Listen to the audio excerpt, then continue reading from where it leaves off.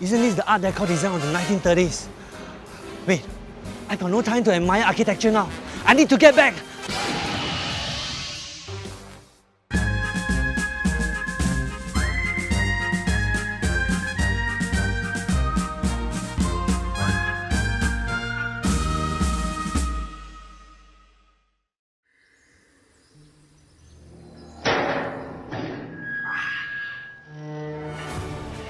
This extremely heavy 100-year-old brass gate is no ordinary entrance.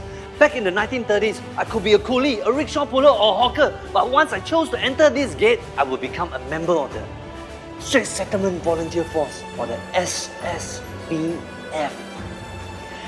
SSVF was a military force made up of volunteers, and it played a huge role in the defense of Singapore against the Japanese during World War II. After the war, SSVF became the Singapore Volunteer Corps. With Singapore's independence in 1965, this volunteer unit was renamed People's Defence Force, or the PDF.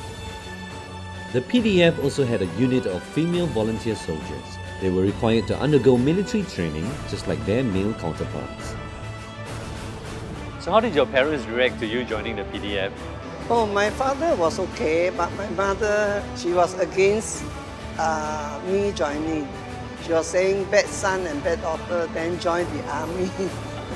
After persuading her, she let me try. We were proud of being the PDF Women's Volunteers because we were the first batch who even marched on National Day. Even when there was a downpour, we did not move, we did not run for shelter. What did you guys learn during the training? We learned many things, like first learn how to use the rifle. We also had classes on Morse code. We had to find our way in the jungle areas. It's quite fun. Some of us are defenders, some are attackers. So we have that side of training. Our girls still enjoy it. Very persistent. Also in the parade square, if we don't march properly, the staff sergeant will scream at us and then we will do all over again. So I think this is discipline. Train us to respect the parade square. Before we left the army, I collect all the names and telephone numbers.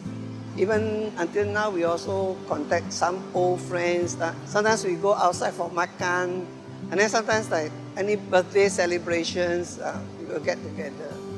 This is how we build our bond.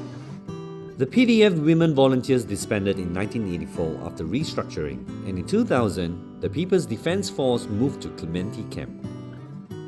Located next to the Drew Hall is now the Court Martial Bar, a place that serves drinks and cocktails.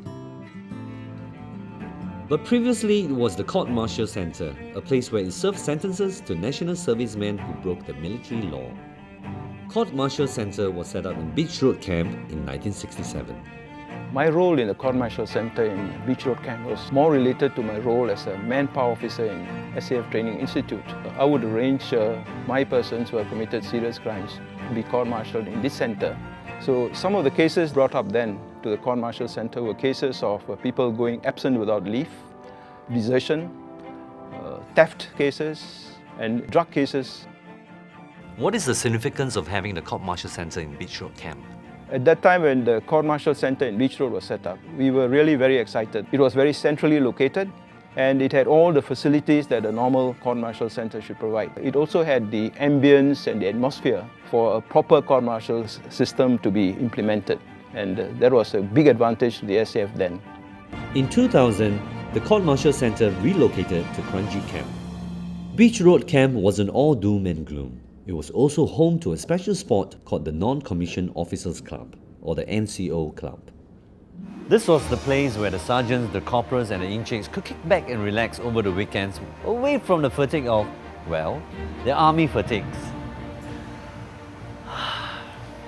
Well, the main attraction would be the swimming pool. It is the Olympic-sized swimming pool, and we even conduct swimming classes, not only for those who are interested or keen in swimming, but for their children too.